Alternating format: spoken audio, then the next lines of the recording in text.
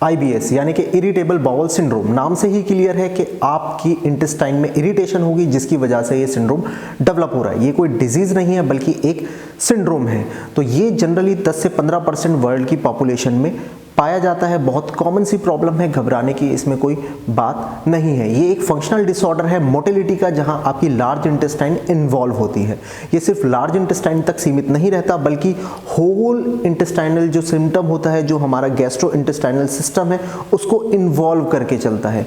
तो ये जनरली सारे सिम्टम इसी से मिले हुए होंगे। तो आज हम बात करेंगे IBS के साइन एंड सिम्टम्स के बारे में। तो अगर आप हमारे चैनल पर नए हैं तो चैनल को सब्सक्राइब करें ताकि आप हमारी इंफॉर्मेटिव वीडियो का नोटिफिकेशन कभी मिस ना कर सके। और अगर आपको ये वीडियो पसंद आए तो like and share this video.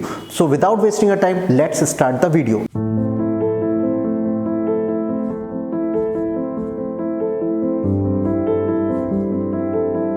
I am doctor Maan, you are watching true doctor care. तो IBS के साइन एंड सिम्टम्स की बात करते हैं। तो पहला सिम्टम जो है IBS का वो है एब्डोमिनल पेन। तो abdominal pain diffusely whole abdomen में पेन हो सकता है कि वो नीचे एब्डोमेन में पेन हो, नाभि के नीचे, साइड में पेन, किसी भी तरफ पेन हो सकता है। और पेन का अगर नेचर की बात करें तो कई टाइप का पेन होता है। हो सकता है वो क्रैम्पी पेन हो, के अंदर से क्रैम्प्स आ रहे हैं, ऐसा पेन हो सकता है कि शार्प पेन हो, कि किसी ने कुछ मार दिया है जो एक शार्प पेन बनता है। हो सकता है वो डल एक्टिंग पेन हो, कि एक डल डिफ्यूजली पूरे एब्डोमेन में फैला हो। इसकी इंटेंसिटी वेरी हो सकती है। हो सकता है बहुत हल्का पेन हो, बहुत ज्यादा पेन हो, नॉर्मल सा पेन हो, या एक सिवियर कैटेगरी का पेन हो। ये एब्डोमिनल पेन एसोसिएट होता है आपके एब्डोमेन के डिस्टेंशन के साथ भी।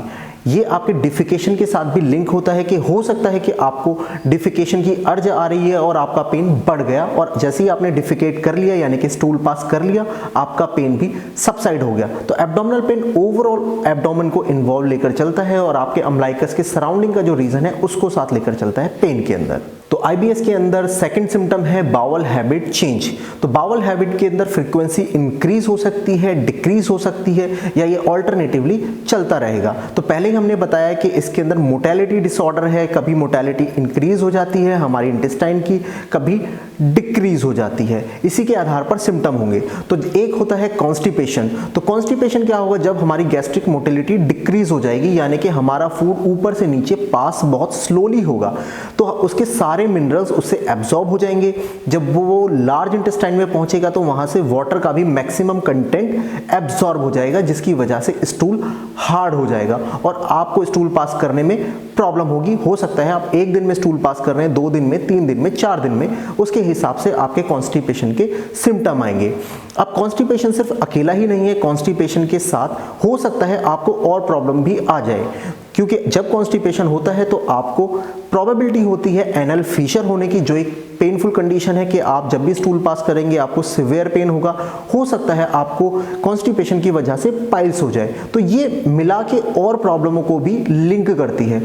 दूसरा हम बात करते हैं डायरिया के बारे में। तो डायरिया में क्या होगा? आपकी फ्रीक्वेंसी इंक्रीज हो जाएगी स्टूल पास करने की, लिक्विडिश स्टूल होगा और वो बार बार आएगा, बार बार आपको अर्ज होगी। आप एक बार होके आए, फिर आपको लगेगा कि फिर जाना है, इनकम्प्लीट इवैक्यूएशन की आपको फीलिंग आएगी।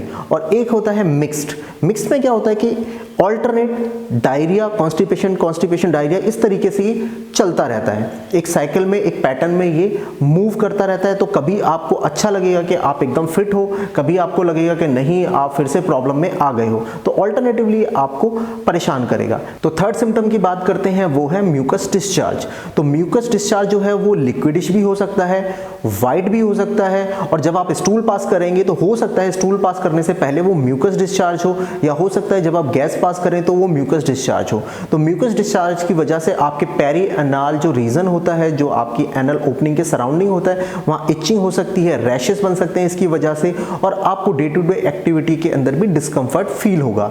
अब चौथे सिम्टम की बात करते हैं तो वो है टेनिसमस। तो टेनिसमस में क्या होता है कि आपका एब्डोमेन खाली है, स्टूल नहीं है, आप स्टूल पास कर चुके हैं, लेकिन फिर भी आपको लगता है कि नहीं, आपको वॉशरूम जाने की जरूरत है, आपको फिर से रेस्टरूम की जरूरत है, आपको फिर से फ्रेश होने की जरूरत है। लेकिन जब आप जाते हैं तो सिर्फ आपको एक अर्ज आता है, लेकिन स्टूल पास नहीं होता। यही होता है टेनिसमस। तो फिफ्थ सिम्टम की बात करते हैं तो वो है डिस्टेंशन और ब्लॉटिंग।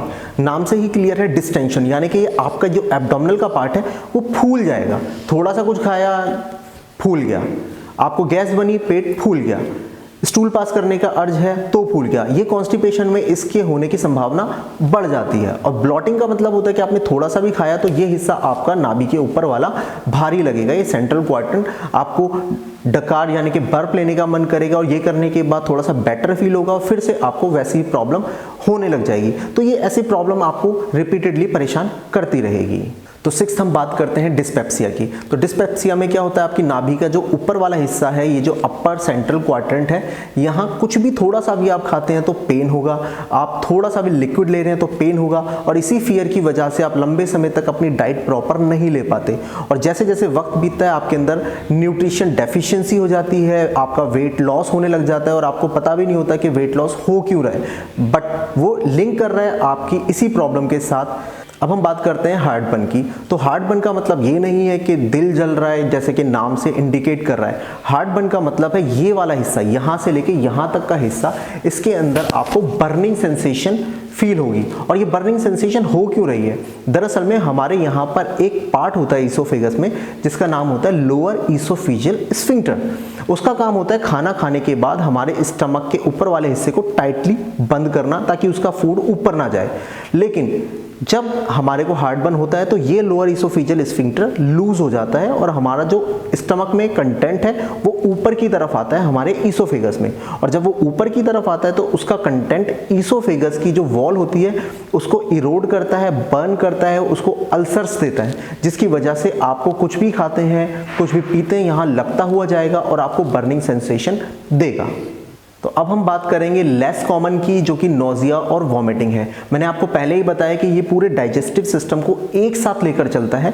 तो जब ये पूरे डाइजेस्टिव सिस्टम को एक साथ लेकर चलता है, हमने पहले भी कई सिम्टम्स के बारे में बात किया, तो क्या होता है कि जब हम कुछ भी थोड़ा सा भी खाते हैं, कोई ट्रिगर एजेंट होता है, कोई ट्रिगर फूड होता है, वो खा लेते हैं, तो उसकी वजह से हमें नोजिया और वॉमिटिंग भी होने की फील बढ़ जाती है। जैसे हमने प्रीवियस सिम्टम में बताया, वो भी अगर हमारे अंदर आते हैं तब भी हमारे को नोजिया का मन करता है, हमारे को वॉमिटिंग हो जाती है, और कई टाइम तो ऐसा भी होता है कि हम वॉमिटिंग कर ही देते। तो लेस कॉमन में अब हम बात करते हैं यूरिन के इश्यू की, कि आपको बार बार यूरिन करने का मन करेगा, अर्जेंसी होगी, आप एक बार यूरिन पास कर लेंगे, थोड़ी देर में आपको फिर लगेगा कि आपको यूरिन पास करने की जरूरत है, इसको अर्जेंसी बोलते हैं। इसके अलावा लेस कॉमन में आता है सेक्सुअल इशू, यानी कि लो लिबिडो, यानी कि सेक्सुअल एक्टिविटी का मन ही नहीं करता, आपको लगेगा कि नहीं मुझे सेक्सुअल एक्टिविटी नहीं करनी, क्योंकि ओवरऑल आप इससे परेशान हो चुके हो। इसके अलावा एक होता है डिस्पेरियूनिया, यानी कि सेक्सुअल इंटरकोर्स पेनफुल होता है, हो सकता है उसके जस्ट पहले या उसके जस्ट बाद भी वो पेनफुल हो, और इसी पेनफुल इशू की वजह से आपको ये लिंक करे।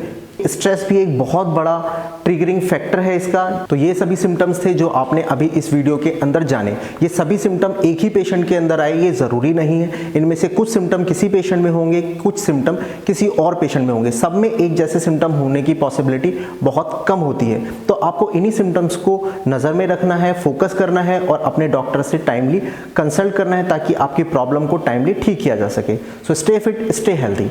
Thank you.